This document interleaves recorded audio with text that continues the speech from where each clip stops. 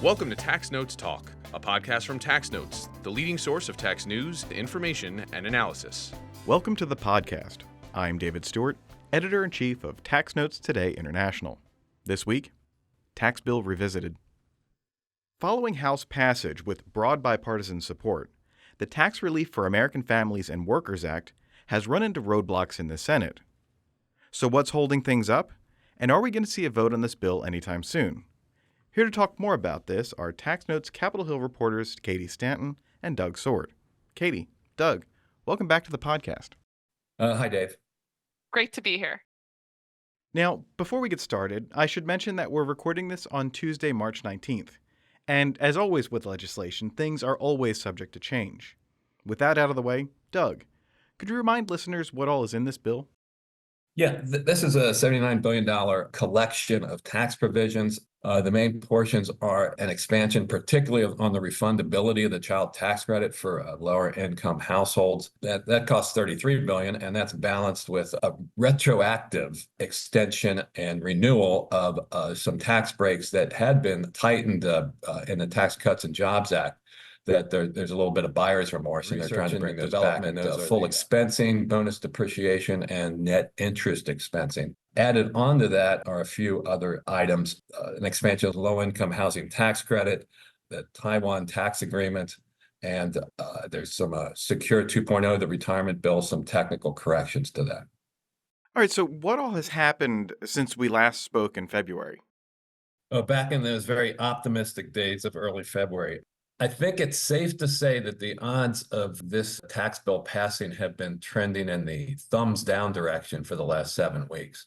Back on January 31st, when the House passed the bill 357 to 70, there was an awful lot of confidence about the bill becoming law. After all, 89% of Democrats had voted for it in the House, 78% of Republicans had voted for it. And Senate Finance Chair Ron Wyden was kind of basking in that lopsided vote in the early days. And he liked to say you couldn't get that high of a percentage of House members agreeing to order a 7-up. But now that confidence is since dissipated, and the bill appears stuck in the Senate with no clear path forward. That's largely because we found out later that Senate Finance Ranking Member Mike Crapo had sought changes to the refundability features of the bill's child tax credit provisions. Those weren't made, and the bill's authors, Wyden and House Ways and Means Chair Jason Smith, went ahead without Crapo's support. That's costing them now, as the Senate GOP is backing Crapo, who has developed an even longer list of changes he and other senators want made to the bill. A source, a highly regarded former federal tax official, told a group of reporters, including myself, that Senate Minority Leader Mitch McConnell had told Senate Majority Leader Chuck Schumer that even though there is Republican support for the bill, Republicans would unite in opposing any effort to bring it to the floor outside of a negotiated settlement with Crapo. So then we're looking at a cloture motion. It takes 60 votes to bring a bill to the Senate floor. So Democrats need 9 Republicans. And there may well be 9 Republicans who would vote to support what is a very popular bill on final passage. They just won't vote aye on a cloture motion to bring it to the floor. So some observers think that Schumer will eventually file cloture anyway, either hoping that 9 or more Republicans buck their caucus or else kill it so Democrats don't get blamed for this bill's demise. So what are the issues in this that are holding up the bill? Sure. So Senator Crapo surveyed members of his caucus in recent weeks to determine their issues with the bill, all part of an attempt to build support from the majority of Republican senators on the legislation. The largest sticking points among Senate Republicans, including Crapo himself, are provisions related to that child tax credit expansion in the bill. Specifically, one of the biggest issues is with the income look-back provision that Doug mentioned that allows taxpayers to use prior year income to determine how they qualify for the credit. And so some Senate Republicans have concerns about how that relates to work and income for taxpayers claiming the credit. There's also been some issues taken with a provision related to the identification number requirements for children, i.e. the TIN versus Social Security number, and how that might coalesce with undocumented people possibly claiming the credit. But also, beyond the child tax credit, there are at least a few other issues that Senate Republicans voiced to Crapo and to reporters with the bill. One of them, somewhat surprisingly, that we learned about recently was an issue with the retroactivity of the business tax breaks on the bill. And at least one senator, Senator Tom Tillis, has said a red line for him on the bill is the provision that is used as a pay for it. That provision would lead to an early sunset of the employee retention credit, which has a history of fraudulent claims, to help offset the cost. And he said he wouldn't support the bill if that provision is included within the deal. In addition to concerns about the provisions in terms of what's in the bill, there's also been some pushback about procedure. Ultimately, these Senate Republicans want their chance to try to amend or change the bill on the issues that they have that we mentioned, whether that's in the Senate Finance Committee through a markup or ideally for them through an amendment process on the floor. So that's something that they've sought since early on when the deal progressed and went through the House, and is what they're sticking to, really just to have a chance to voice what they would like changed on the legislation. Something that's important to note here is that opening up the bill for amendment also means that amendments could come from Democrats as well. Some progressive Democrats, both in the House and the Senate, have said that they would love to expand the child tax credit even further than it does in this deal to get it closer to the pandemic era American Rescue Plan expansion that included a lot more money through the credit, full refundability, monthly payments, et cetera. So really opening up this bill for amendment when it's already gotten a lot of support in the House, as Doug mentioned, it's already been negotiated, seen all of that support, would really be a can of worms on all ends in the Senate here right now. Now, nothing happens in a vacuum. So, are there other issues, maybe not specifically to do with the bill, that are slowing things down? Absolutely. Maybe the biggest thing holding up this bill is that Congress has yet to do the one thing it has to do each year, and that's pass a spending bill. So if Congress isn't doing the number one thing in its job description, it's not all that surprising that they're not doing something optional like this. Also fueling all this inactivity is election year politics. Both parties are looking for wins and aren't particularly interested in sharing credit. Later we get into the year, cooperation may become more and more unlikely.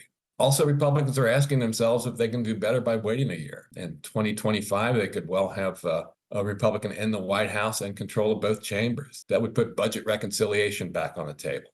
And that would provide a poetic boost. TCJA passed in 2017 via reconciliation without a single vote from Democrats. And maybe the same path could be followed in 2025 to extend a TCJA redo that is entirely crafted by Republicans.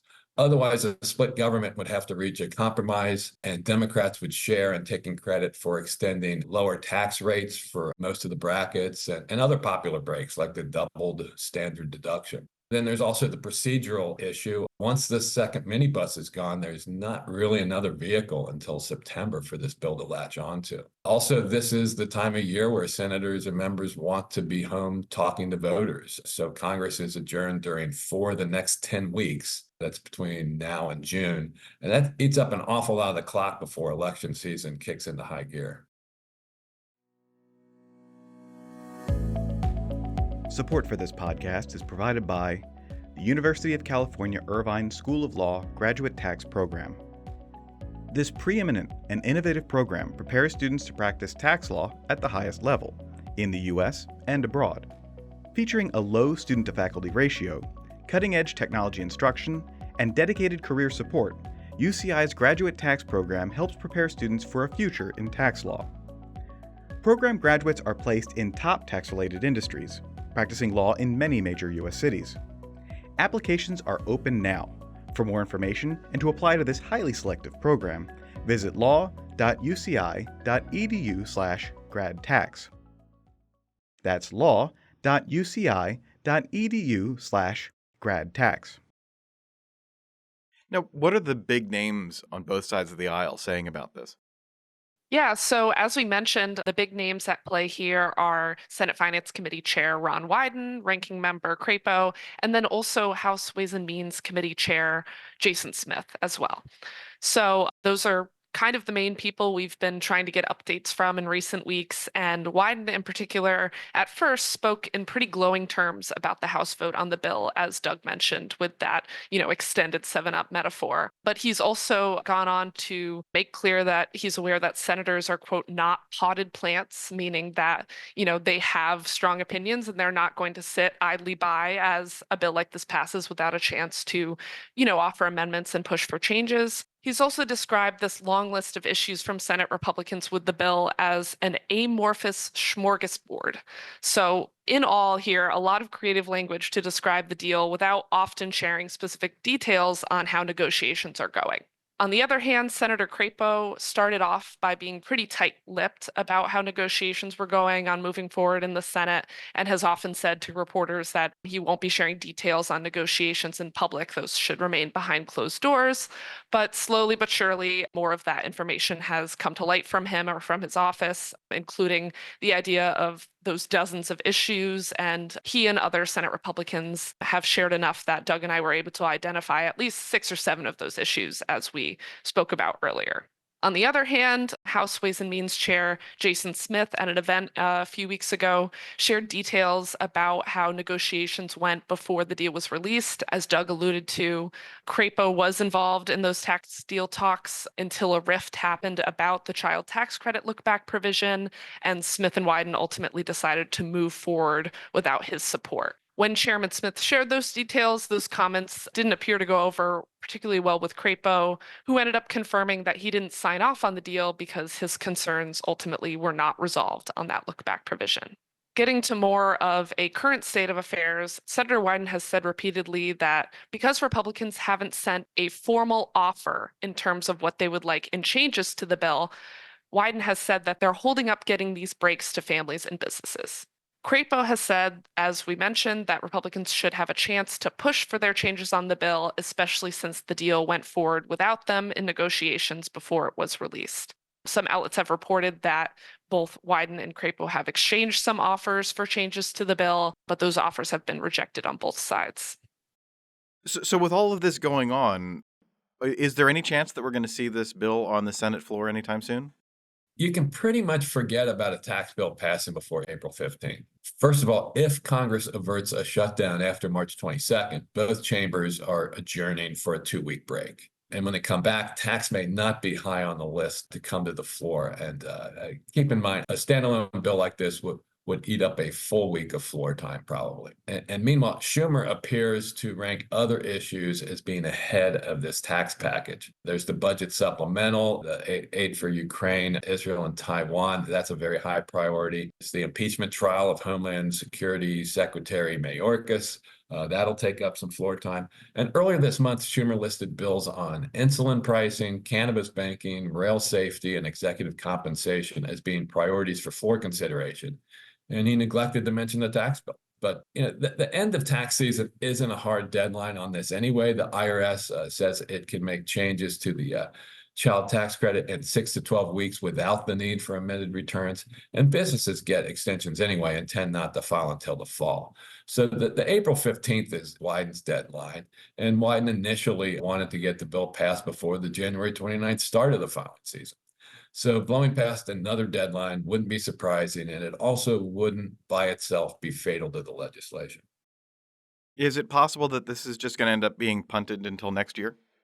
That's an idea that has definitely been brought up by reporters, especially given how slowly and really no progress has been made on it in the Senate.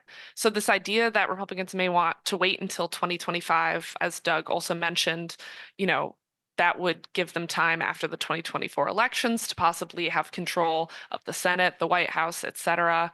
Republicans do feel their chances for a clean sweep are getting better. So an idea that a full Tax Cuts and Jobs Act extension via reconciliation, given the majority of those provisions expire at the end of 2025, could help get Republicans everything that they want without having to give in on child tax credit expansion and other wishes from Democrats.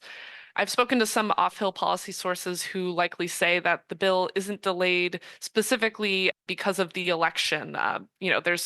It's been posited that some people think Democrats might get a win from passing this tax deal because Wyden helped negotiate it. But the sources I spoke to said that's likely not going to have a huge influence on the election. It's more about timing and the ability to address a lot more than what is talked about in this small bill in 2025.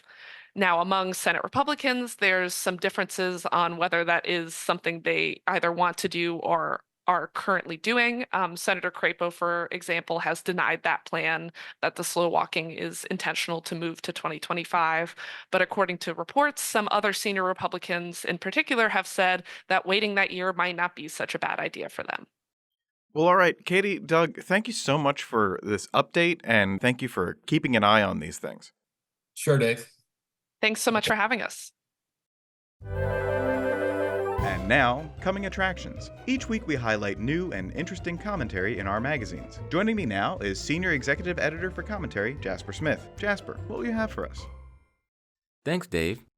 In Tax Notes Federal, William Gale proposes 4 major revenue-neutral sets of federal income tax reforms. Hale Shepard examines 2 tax court cases involving return preparer fraud. In Tax Notes State, Darian Shansky and David Gamage examine California's projected budget deficit and possible solutions. Dario Arezzo explores the Massachusetts Farming and Fisheries tax credit and farm syndication rules. In Tax Notes International, Ahmed Altawayan explores the intricacies of Saudi Arabia's evolving tax landscape. Roberto Ramos Obando examines efforts to overhaul Honduras's tax system. And finally, in featured analysis, Joe Thorndike examines Beardsley Rummel's pay-as-you-go tax plan of the 1940s. That's it for this week. You can follow me online at TaxStew, that's S-T-E-W, and be sure to follow at TaxNotes for all things tax. If you have any comments, questions, or suggestions for a future episode, you can email us at podcast@taxanalyst.org. And as always, if you like what we're doing here, please leave a rating or review wherever you download this podcast. We'll be back next week with another episode of Tax Notes Talk. Tax Notes Talk is a production of Tax Notes. You can learn more about us by visiting www.taxnotes.com/podcast. When major media wants the straight story, they turn to Tax Notes. Thank you for listening, and join us again for another edition of Tax Notes Talk. Want more like this? Subscribe for more tax videos. Special thanks to our executive producers Jasper Smith and Paige Jones, showrunner and audio engineer Jordan Parrish, and audio engineer Peyton Rhodes.